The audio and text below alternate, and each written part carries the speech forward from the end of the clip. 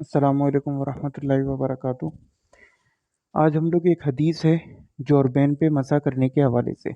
اس کو ڈسکس کریں گے کہ وہ جو ہے ایک معلول روایت ہے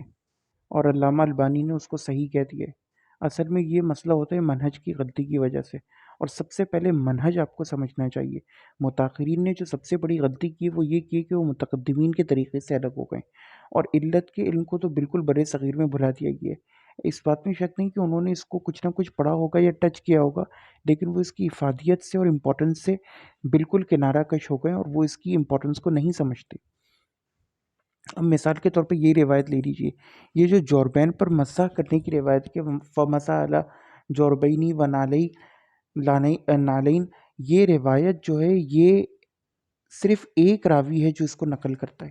اب روایت تو ایک طرح سے صحیح ہے، لیکن بات وہی آ جاتی ہے کہ وہ معلول میں شمار ہوگی، کیونکہ باقی سب اسٹوڈنٹس نے صرف خفین کا لفظ استعمال کیا کہ موضوع پر جورب کا اور نالین کا لفظ استعمال نہیں کیا، لہٰذا ہم کہیں گے کہ مرفوعاً ثابت نہیں، البتہ موقوفاً ثابت ہے۔ وہ ہم آثار لگا دیں گے کہ جن جن صحابہ اور تابعین سے ثابت ہے، اور اس بات کو لوگوں نے مانا بھی ہے۔ تو ابھی ہم اس کے کچھ دلائل جو ہیں وہ ذکر کریں گے۔ مثال کے طور پر یہ حافظ زبیر علی زئی کی انوار الصحیفہ ہے فی احادیث ضعیفہ کے حوالے سے، تو اس میں وہ لکھتے ہیں سنن ابو داود کی حدیث نمبر 159 کے تحت کہ ان رسول اللہ صلی اللہ علیہ وسلم توضا ومسح علی جوربین، اسناد ضعیف، سفیان ثوری اس میں مدلس ہے۔ وہ تو زیادہ تر تدلیس کا مسئلہ نکالتے تھے، لیکن ائمہ متقدمین نے تدلیس کا مسئلہ نہیں نکالا۔ اور پھر وہ کہتے ہیں کہ ترمذی کی حدیث نمبر 99 اور ابن ماجہ کی 559 کے اندر بھی یہی علت ہے اور وہ بھی یہی روایت ہیں۔ اچھا، امام ترمذی نے اس کو حسن صحیح کہہ دیا ہے، لیکن یہ ان کی غلطی ہے، کیونکہ ان کے اوپر امام جو ہے دارقطنی، امام بخاری، امام مسلم، امام نبی نے جو کہا کہ یہ سب متقدم ہیں، اور امام ترمذی کی ان کے سامنے جو ہے وہ نہیں بات چلے گی، وہ ویسے بھی تفرد میں شمار ہوگی۔ وما ذلک قال ترمذی، اور پھر یہ کہتے ہیں کہ اس کے ساتھ ترمذی نے کہا حسن صحیح والمسح علی جوربین ثابت باجماع صحابہ، جبکہ مسح علی جوربین جو وہ صحابہ کے اجماع سے ثابت ہے، ان کا کسی نے خلاف نہیں کیا، یہ بھی ہمیں مل جائے گا ابن منذر وغیرہ کی روایت میں۔ انظر الاوسط لابن منذر والمغنی لابن قدامہ والمحلہ لابن حزم۔ تو امام عقیلی جو ہیں وہ اپنی، یہ بہت بڑے امام ہیں علت کے، اور یہ اپنی کتاب میں لکھتے ہیں تہذیب التہذیب میں، اور اس کے علاوہ بھی تہذیب التہذیب تو ان کی نہیں ہے، دوسری کتاب جو جرح و تعدیل ہے اس میں لکھتے ہیں، اور تہذیب التہذیب میں اسی سے لیے گئے کہ فیہ لین، یعنی اس میں لین آدمی ہے، یہ جرح کی ایک فارم ہوتی ہے۔ اسی طرح ابن قطان بھی الوہم والایہام میں لکھتے ہیں کہ من روایت ابی قیس عبد الرحمن بن سروان، کہ عبد الرحمن بن سروان جو ابو قیس ہے اس کی روایت میں سے یہ ہے، اور وہ تفرد کے حوالے سے مشہور تھا، یہ ابھی ہم آگے پڑھ بھی لیں گے۔ یحییٰ ابن معین کہتے ہیں ینکر علی ابی قیس، کہ یہ نکارت ہے اس میں ابو قیس کی، منکر ہے اس کی وجہ سے۔ اور امام احمد کہتے ہیں کہ منکر العلل والمعرفہ میں اپنی، اور اس کا ہم ابھی ڈیٹیل ورژن ایک پڑھ بھی لیں گے۔ طبرانی بھی یہ کہتے ہیں کہ لا یروی ھذا الحدیث عن ابی موسیٰ الا بھذا الاسناد، یہ تو بہر کیف اس کی دوسری سندیں۔ ابو داود کہتے ہیں لیس بالمتصل ولا بالقوی، یہ تو خیر ابو موسیٰ الاشعری والی سند ہے، وہ جو ہم ڈیٹیل پڑھیں گے کہ اس کے نیچے وہ کیا لکھتے ہیں۔ سنن نسائی بھی چھوڑ دیجیے۔ اچھا، بخاری کے اندر حدیث نمبر 206 اور مختلف اور بھی نمبرز پہ 363 پر بھی ہمیں مل جاتی ہے، جس پہ مغیرہ ابن شعبہ کہتے ہیں کہ عن ابی قال کنت مع النبی صلی اللہ علیہ وسلم فی سفر، میں سفر میں تھا نبی کریم صلی اللہ علیہ وسلم کے ساتھ، فآویت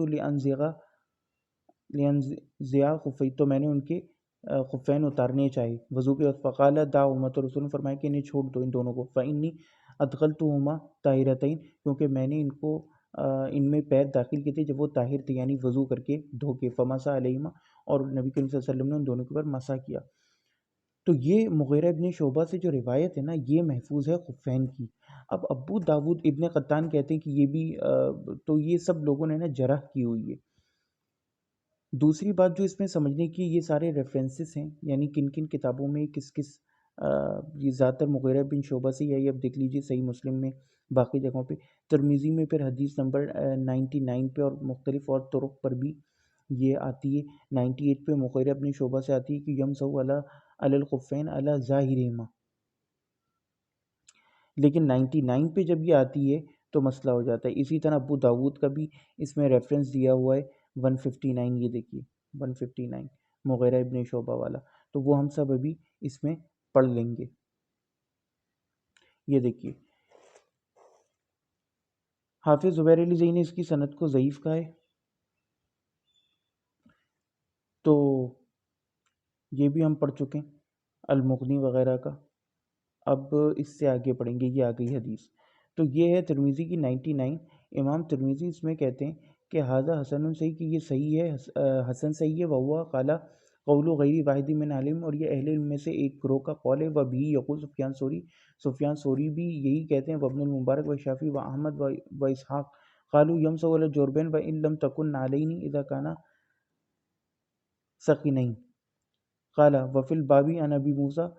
اور یہ کہتے ہیں کہ ابو موسیٰ سے بھی اس باب میں، قال ابو عیسیٰ سمیعت صالح بن محمد الترمذی قال،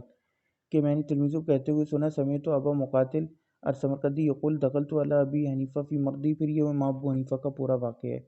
بہرکیف۔ اب آپ یہ دیکھ لیجئے کہ یہی روایت ہے اور اس کو یہاں پہ ضعیف قرار دیا ہوا ہے۔ تو ابو داود کہتے ہیں کہ ولیس بالمتصل ولا بالقوی، کہ یہ متصل نہیں اور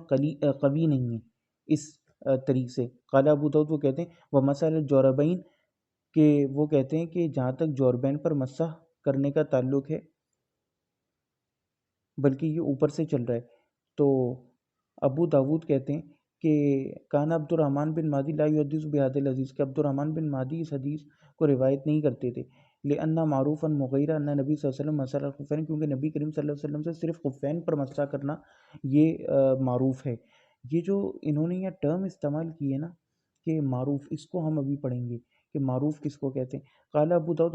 ابو داود کہتے ہیں رویہ ھذا ایضا، یہ بھی روایت کیا گیا ہے ان ابی موسیٰ الاشعری، ابو موسیٰ الاشعری سے بھی یہی روایت کیا گیا ہے کہ ان نبی صلی اللہ علیہ وسلم مسح علی الجوربین ولیس بالمتصل ولا بالقوی، اور یہ بھی متصل نہیں ہے اور قوی نہیں ہے، یعنی یہ ٹوٹی ہوئی ہے سند۔ قال ابو داود، اور جہاں تک وہ کہتے ہیں کہ تعلق ہے جوربین پر مسح کا، تو علی بن ابی طالب، بن مسعود، برا بن عازب، انس بن مالک، ابو امامہ اور سہل بن سعد الساعدی ہو گئے، اور عمرو بن حریث ہو گئے، ان سب سے جو ہے وہ موقوفاً روایتیں ہیں، تو لہٰذا یہ عمل ثابت ہے، لیکن اس کا قطعی یہ مطلب نہیں کہ ہم یہ کہہ دیں کہ مرفوعاً ثابت ہے، موقوفاً ثابت ہے، مرفوعاً ثابت نہیں ہے بن نبی صلی اللہ علیہ وسلم۔ تو اس کو یحییٰ بن سعید القطان نے بھی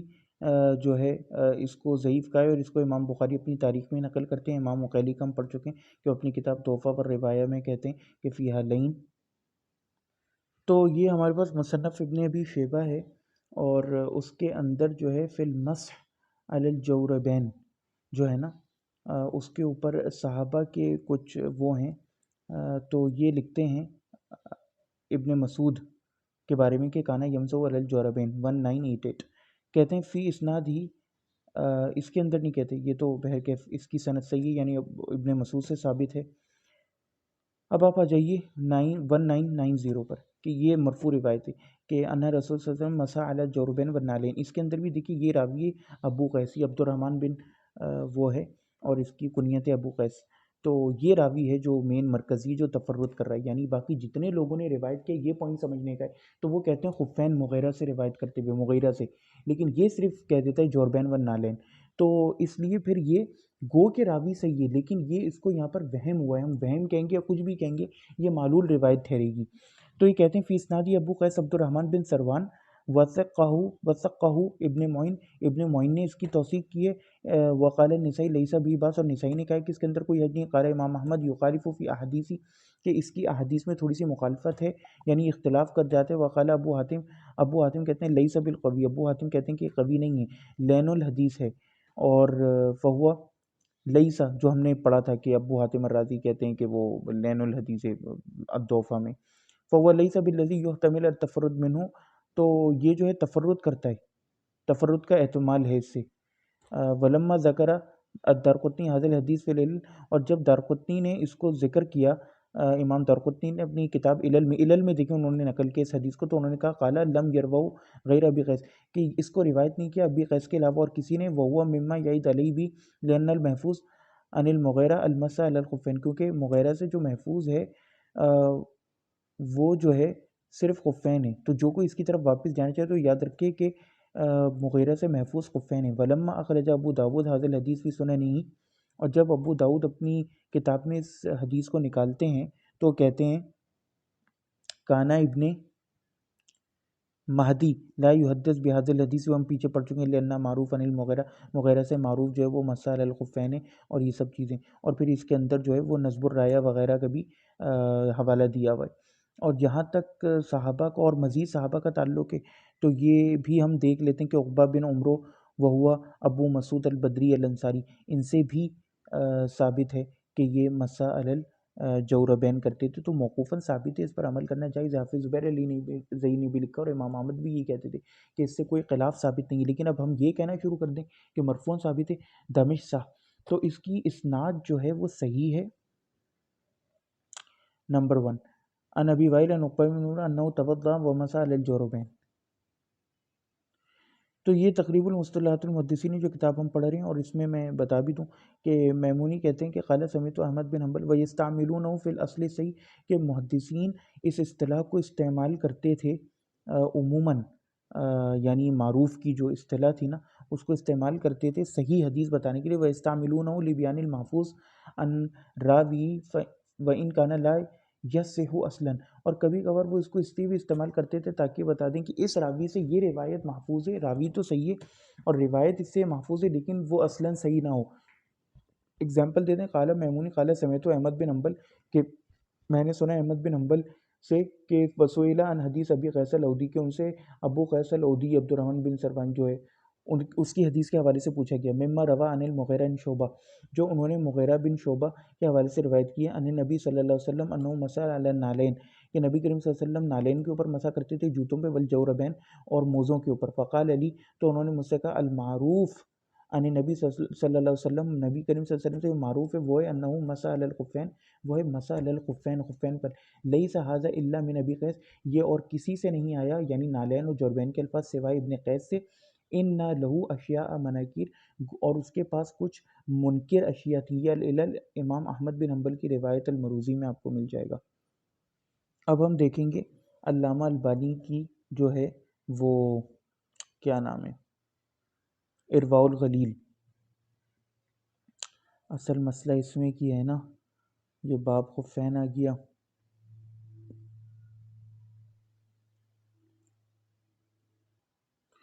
تو علامہ البانی جو ہے وہ حدیثیں نقل کرتے ہیں وہی مسا والی جو ہیں، اور پھر وہ کہتے ہیں صحیح بخاری مسلم کی نقل کرنے کے بعد کہ مغیرہ بن شعبہ سے روایت کیا گیا کہ انہا نبی صلی اللہ علیہ وسلم مسح علی الجوربین والنعلین، رواہ ابو داؤد اور ترمذی، اور انہوں نے لکھا ہے کہ صحیح ہے، اخرجہ من ذکر المصنف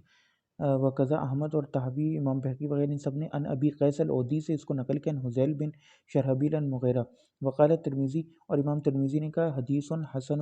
صحیح،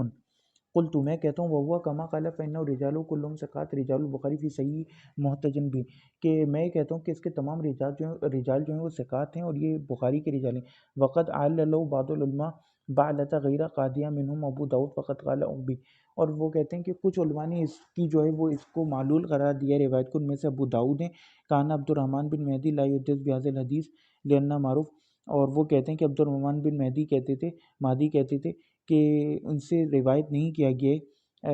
یہ حدیث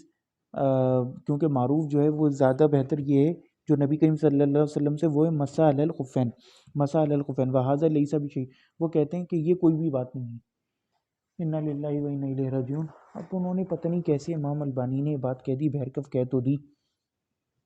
اب وہ گلے میں اٹک گئی ہے، لأن السند صحیح، کیونکہ سند جو ہے وہ صحیح ہے، و رجال ثقات، اور رجال جتنے وہ سارے ثقات ہیں، کما ذکر نے جس طرح ہم نے نقل کیا، ولیس فیہ مخالفت الحدیث المغیرہ المعروف فی المسح علی الخفین فقط وقت سبق تخریجہ، اور اس کے اندر کوئی مخالفت نہیں ہے مغیرہ کی حدیث کی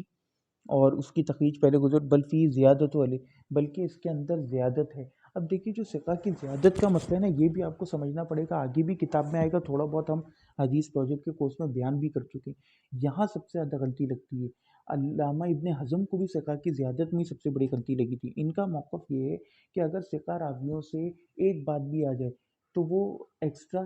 تو وہ ثقہ کی زیادت ہوگی۔ ٹیکنیکلی ہے تو ثقہ کی زیادت، لیکن متقدمین ایسی ثقہ کی زیادت کو نہیں مانتے تھے، وہ اس کو معلول قرار دیتے تھے۔ ہاں، لیکن اب چونکہ صحابہ اور تابعین سے اگر کوئی عمل ثابت ہو جائے تو ہم اس کو مانیں گے۔ جیسے رفع الیدین بین السجدتین بھی ہمیں ماننا پڑے گا، تھوڑی کہ جورب والی حدیث مان لی چونکہ وہ اہل حدیث علماء مانتے ہیں اور یہ نہیں مانی، تو ہم مانیں گے، وہ بھی مانیں گے، یہ بھی مانیں گے، لیکن مرفوع نسبت نہیں کریں گے۔ ان لوگوں کا مسئلہ یہ تھا کہ مرفوع نسبت کر دیتے تھے، کہتے تھے مرفوع حدیث بھی صحیح ہے،